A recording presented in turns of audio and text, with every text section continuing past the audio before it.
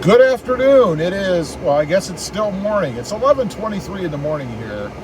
In the Gladiator, had to go pick up some eye drops. Why did I have to pick up eye drops?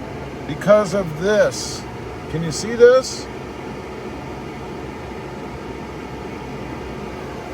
Pink eye. Conjunctivitis. What? I haven't had this since I was like 16 years old. It's absurd, but I've got it. So anyway, I thought, well, while I'm out picking up my stuff, Jimmy Fam, how you doing there, buddy? Little grape juice action today. Check out this green truck. Let me see if I can flip you around. Right there, check that out. They've got green wheels, a green stripe, green lettering. Now, it's not my favorite look in the world, I must admit. However, I am a modifier myself, so I can appreciate that. What'd you guys think of that? Do you dig that setup? Not my thing, really. But hey, if they like it, I applaud them. More power. More power to them, I should say. Anyway, I thought I'd bring you guys on a little cruise, talk a little bit. If you're not subscribed to the channel, please hit that subscribe button and check out my other two channels, Rob Motive and Mod Driven. And don't forget the thumbs up thing either. That helps. So I'm going to show you a little bit of the town. A little bit. It's kind of like the outskirts. As we drive around here, this is Harlingen, Texas, deep South Texas. Let me flip you around. You guys can see what I'm looking at. There you go. That grape juice is so good, but it's making me use the bathroom. Well, I guess so. I don't know. I don't have that problem. I do love, it's my third favorite drink, I guess. I dig the sweet tea. I dig the Mountain Dew. And I'm not drinking Mountain Dew anymore, though, because frankly, it raises the blood pressure because of all the caffeine and the tea that I drink. So I've cut Mountain Dew completely out. No more Mountain Dew. Just got a notification my prescription is ready for my conjunctivitis or pink eye. Who gets pink eye at my age? I mean, come on, isn't that like a kid's thing or something? I don't know. I remember when my kids were little, they had pink eye, both of them. But I haven't had it, like I said, in years. Anyway, I got a message telling me it was ready, and I just picked it up, so who knows? Showing you the scenery here. It is 93 degrees, very humid, and the dew point is pretty high. It's very sticky outside. Yesterday, we were under an excessive heat warning. I guess that means you just simply don't go outside. Let's see, we got people stopping and turning. I got to pay attention to the road there too, you know. That's why I have the phone set up in front of me, so I can see what's ahead of me and I don't have to focus on the phone so much, which is what I'm live streaming with, by the way. If you're a budding YouTuber or you're trying to figure out how to live stream, nothing beats the iPhone. It's just so seamlessly simple. Anyway, this is the outskirts, I guess, of Harlingen, Texas. This is in deep South Texas. I'm about, I think 30 miles or 30 minutes, I think 30 minutes from the border down here. So we are basically almost, yep, I just got a notification. We're under an excessive heat warning today as well. But anyway, we're about 30 minutes from the Mexico border.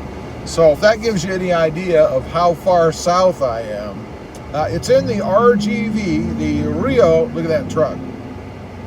He did it. He made it almost through that light.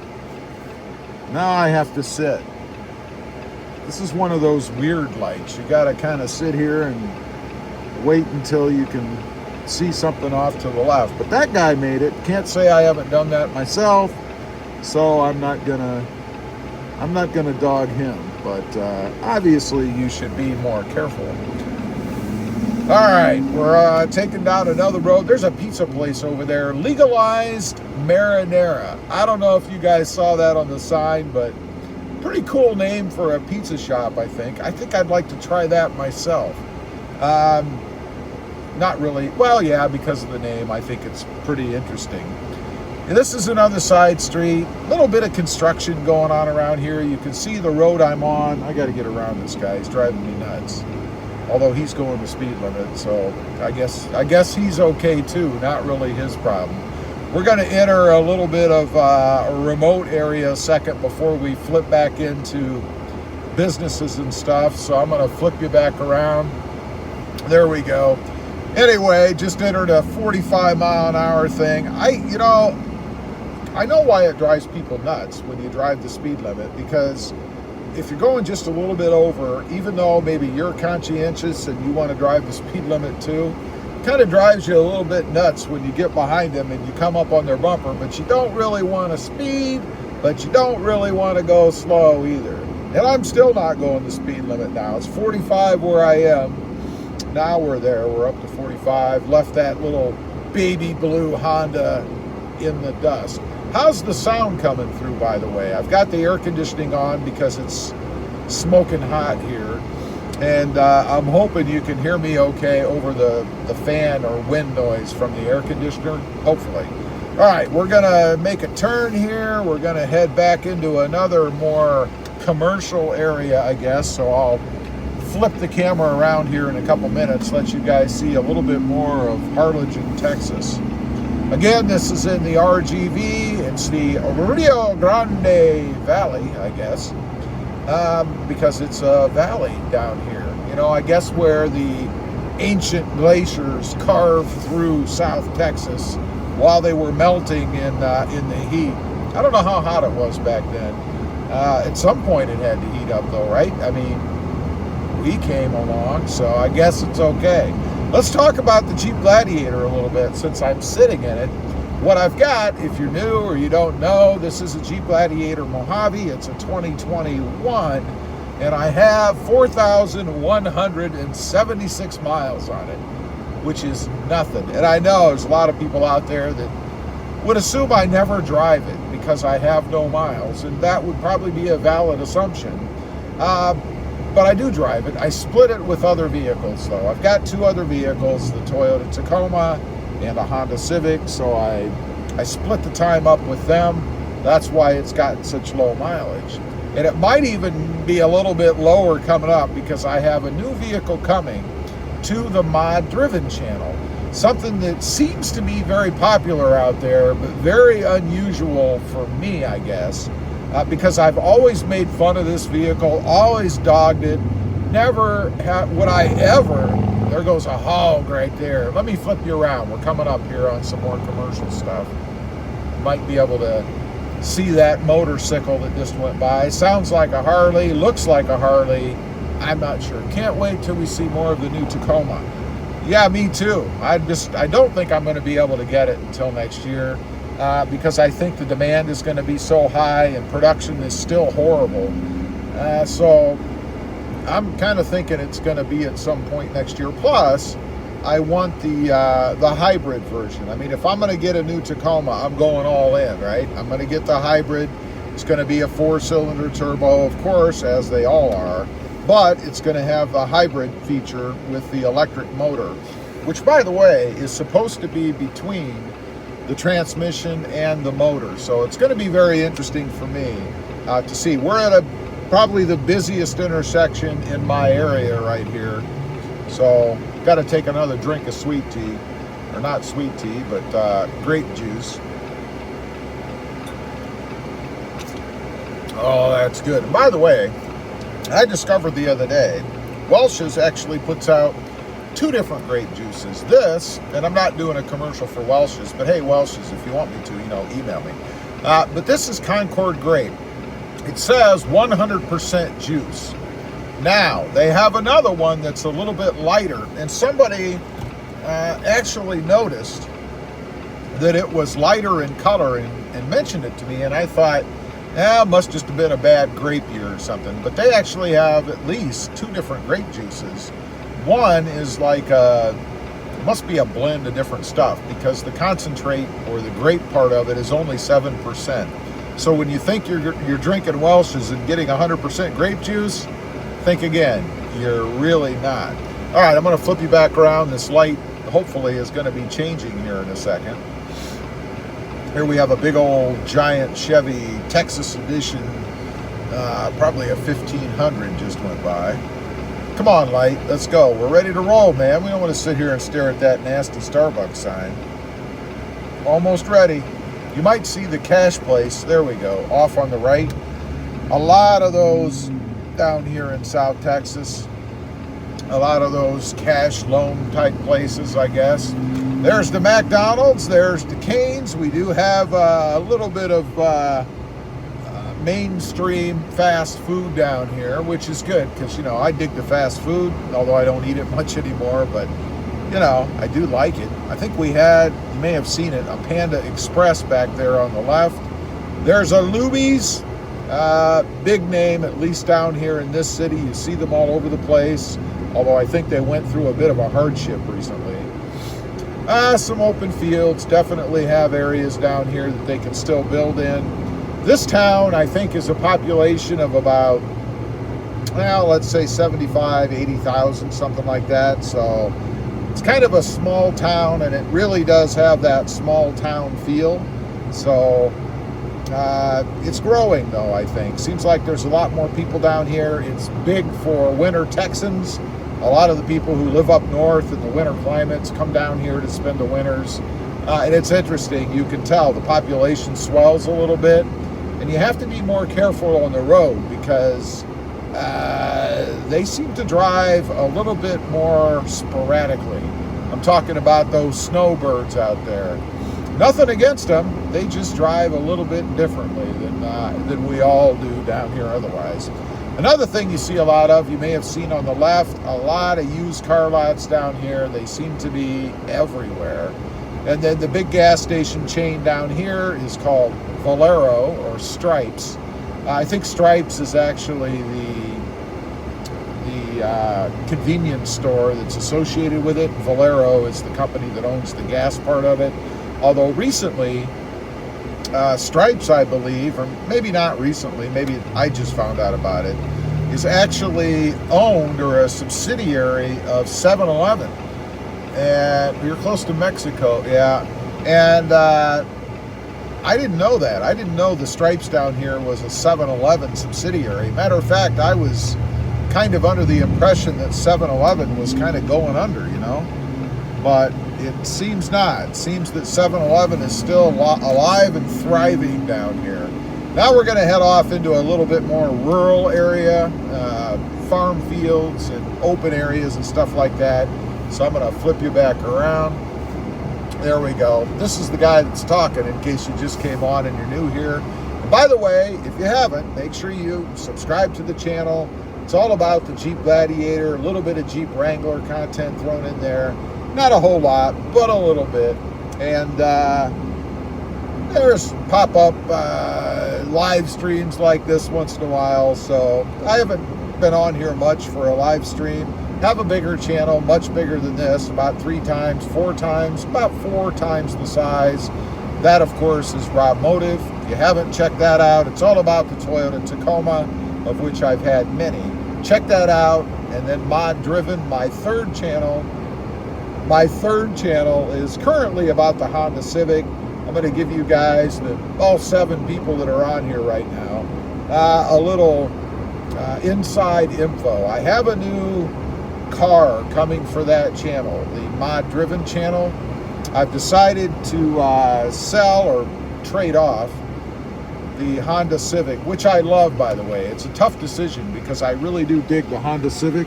It's a 6-speed manual transmission, and I am trading it off for a new Toyota Prius, of all things. A Prius. And honestly, it's not because I'm some sort of environmentalist or big fuel economy guy, because the thing gets like 54 or 52 miles per gallon, which is pretty darn good. For me, that's just kind of an added benefit, I guess. I'm getting it because I believe that we are going the hybrid way, all right? Awesome, thank you. We are going the hybrid way, so why not jump in now, try it out. The car looks fantastic. They completely redesigned it from the ground up. and it is awesome. I love the tech features in it. I love the way it looks, the new body. Let's see, why 3 channels and not just under something? The comments fade away as I'm driving and I can't really focus on them. So sometimes I miss the end. But I guess your question probably is why 3 channels and not just one? That's a good question. I don't know. I may down the road combine them. It's, I don't know. It's kind of tough to keep up with 3 channels. We'll see. I don't know. I don't know if I'll do that or not. Maybe. I kind of did it to begin with. Well, I shouldn't say I don't know why. I know why. I did it to begin with because I wanted to kind of separate the topics off. You know what I mean? I wanted the channel, the Rob Motive channel, dedicated to the Toyota Tacoma. And then I wanted the RobMotiveJT, JT, which is this channel, obviously, or maybe not so obviously, stands for Jeep Truck. So it's all about the Jeep Gladiator and the Jeep Truck. That's why I did the JT. And then I wanted to kind of just get into cars in general, right? So I went to the Mod Driven channel, and that one is going to be solely dedicated to cars, I think. I can't see any reason to ever put trucks on there. And that's assuming that someday I don't just combine everything and put them all together. I don't know. What do you guys think of that? Is that a good idea? I mean, my thinking was that if you weren't interested in the Jeep, why have it on a Toyota Tacoma channel? Because people wouldn't watch it. That's kind of what I was thinking. That was my rationale in doing it that way. I don't know if that's accurate or not, but I am curious to know what you folks think. So the 9 people that are on here, pop me a comment. I'd love to know. Do you think it's a good idea to combine those channels, given that they have different content, different topics, if you will? I'd like to know. So anyway, that's the ride. I've showed you a little bit. That wasn't downtown Harlingen. That was just kind of the outskirts. Downtown is really not too much. There's not a whole lot there. Again, this is 75, 85, whatever it is, 1,000-person community, so we don't have some kind of huge population here, but still, it's pretty nice. It seems to be a relatively safe town. Not a lot of issues here. The people here are very friendly, I have to say. Everybody always says hi. Everybody's always waving. You know, you don't run into anybody really rude, which is unusual these days, it seems. I came from Columbus, Ohio. I would personally do one channel for everything, but nothing wrong with it. I got you. Thank you. Thanks for the response. But would you watch a channel that maybe had different videos up that you're not interested in? You know, I think there's a divide that you cross, and I think this divide is what differentiates the giant YouTubers from the more topic-focused YouTubers like me. Keep it related. I like the JT. Keep it up. Thanks for the comment. I appreciate it. But anyway, I think there's a divide.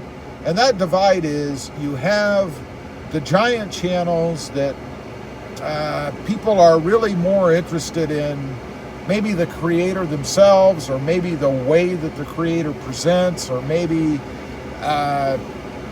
some kind of really offbeat content. And then you have the topic related people like me, you know, where you're focusing more on one thing, I guess, which I don't think is a good way to go. I really don't know that I believe being pigeonholed into one brand or topic is a smart way to go, unless, you know, you have something that people are really in masses interested in. Like, let's talk about maybe food channels, or diet channels, or maybe makeup and hair channels. You know, there's a lot of those kind of things out there. Beauty channels, exercise channels, things like that I think appeal more to the masses, because let's face it, we all eat food, we all should exercise. I don't prefer to do that myself.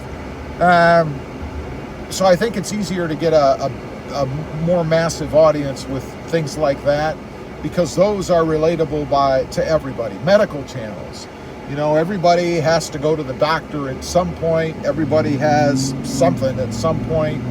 So I think that's kind of where the divide is. The other thing included in that bigger channel side, if you will, is that people just love you, you know, that you have some kind of an engaging charisma or personality, and people just really love that.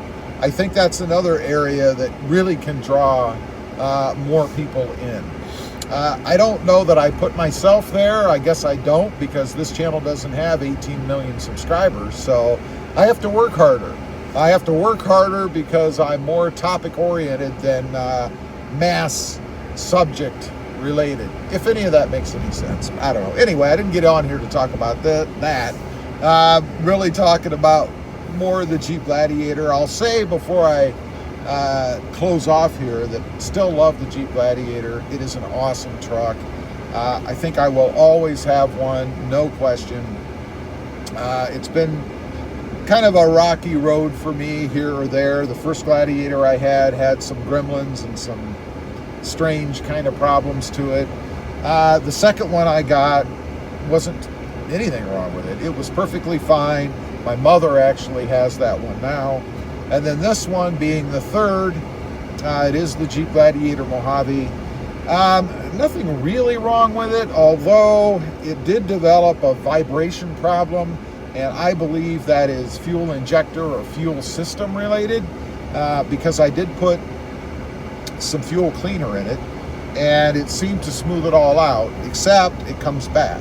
I have to put fuel cleaner in it about every 2 or 3 months, something like that.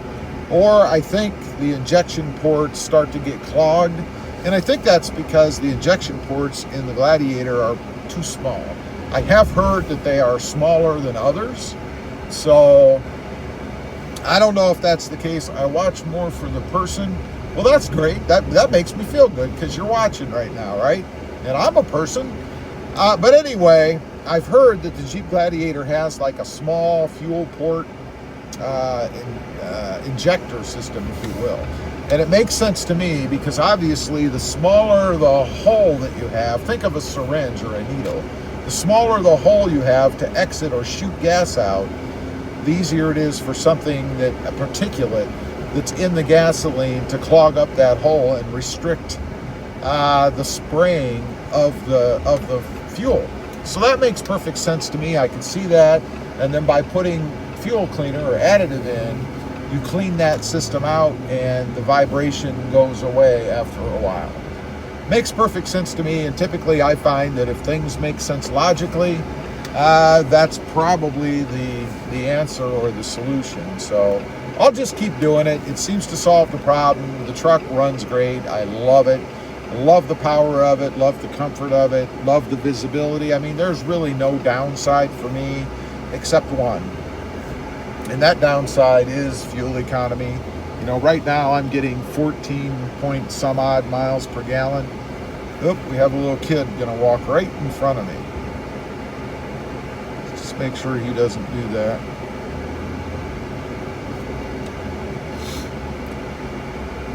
Little fella out there walking around in the burning heat. If I had a bottle of water, I'd probably give it to him, but I don't. Of course, if he was smart, he'd probably run, because you never should take things from strangers, and I don't know that kid. So anyway, that's it. Just wanted to get on, kind of talk a little bit while I'm cruising around, picking up my eye drop prescription for pink eye, of all things. Anyway, leave a comment. Let me know if you've got a Jeep Gladiator. Do you dig it or not? I'd be curious. Thanks for joining me on the trip, and we'll see you at some point in the future on the web. Bye.